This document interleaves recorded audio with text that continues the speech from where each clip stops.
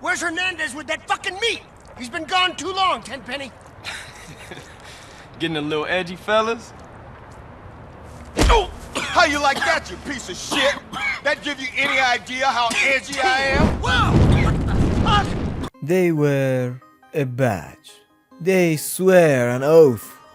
They are supposed to stop criminals, but sometimes they help them.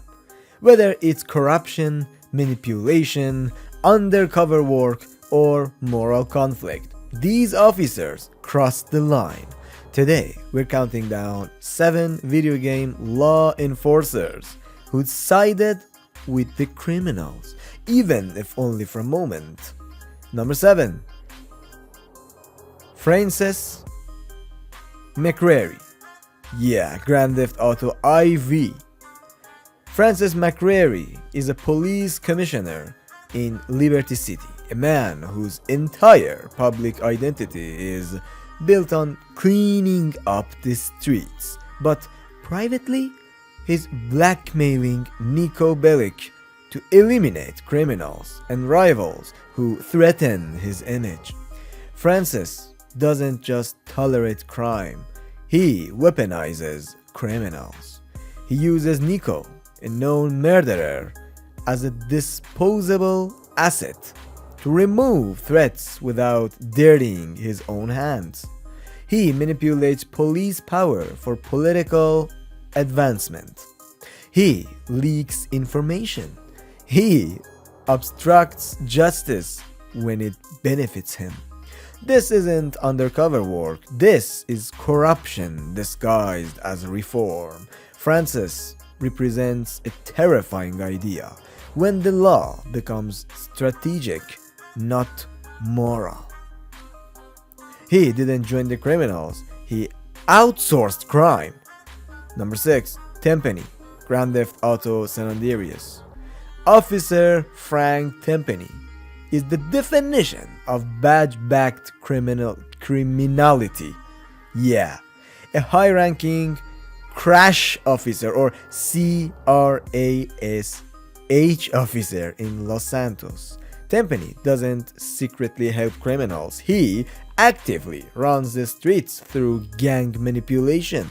He works with drug dealers, he frames innocent people, he orders hits, he protects crime if it strengthens his influence.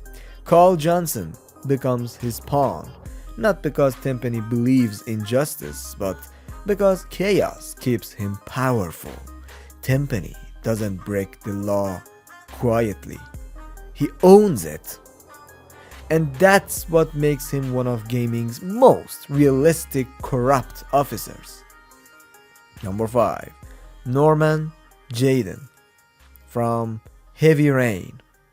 Norman Jayden is an FBI profiler using experimental AR glasses to track the origami killer.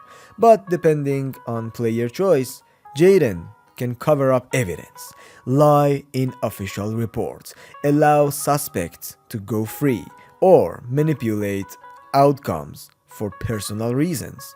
His moral compass is fragile. The deeper he dives into the case, the more the line between justice and obsession dissolves.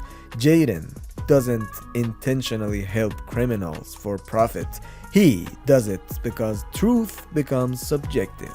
And when technology starts shaping perception, justice becomes negotiable. Number 4.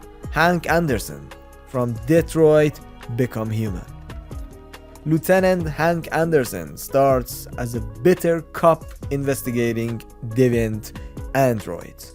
But as this story unfolds, Hank can protect fugitives, disobey direct orders, shield android criminals from execution, and actively betray police objectives. From the system's perspective, he is aiding dangerous fugitives. From a moral perspective, he's choosing humanity over law. Hank proves something powerful. Sometimes helping the bad guys is the only ethical choice. And that's far more complicated than corruption. Yeah. Number 3. Edward Richthofen. Call of Duty Black Ops Zombies. Before the undead apocalypse. Richthofen, if I pronounce it right. Yeah? Let me check that. Richthofen, yeah? Richthofen?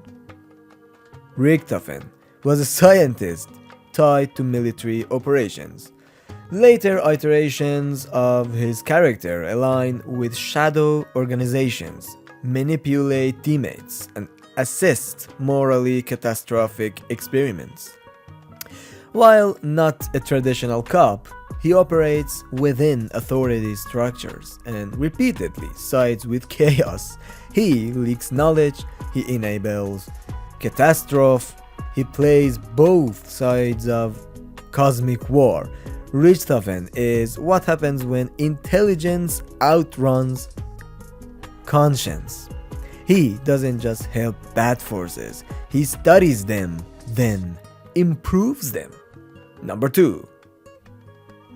Bigby Wolf from The Wolf Among Us.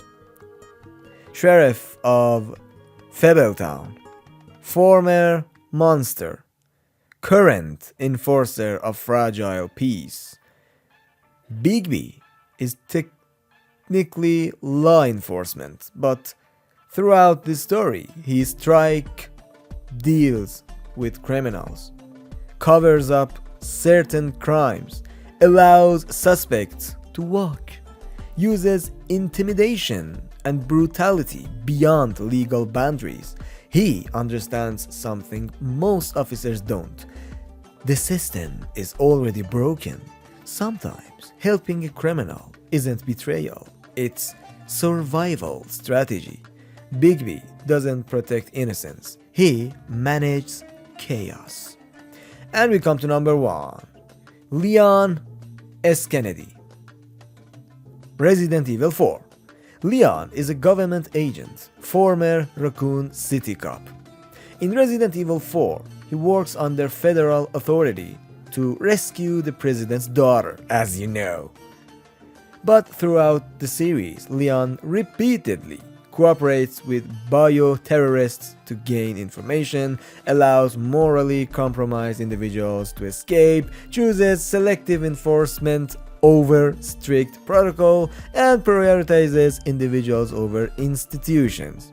Yeah, he bends rules constantly, not because he's corrupt, no, because rigid law would fail in a world collapsing under bioweapons, and because he doesn't like to spend so much time with that Ashley thing. Leon proves something important. Sometimes you don't help the villain, you help the lesser evil, and that still stains the badge. In the last video, we explored characters who discovered Atlantis, lost civilizations buried beneath the sea. This time we explored something darker, not lost cities, lost morality. Because when law enforcement bends the rules, the damage isn't buried underwater, it spreads. If you enjoyed this moral gray zone countdown, go watch the Atlantis episode next, where power corrupted entire civilizations.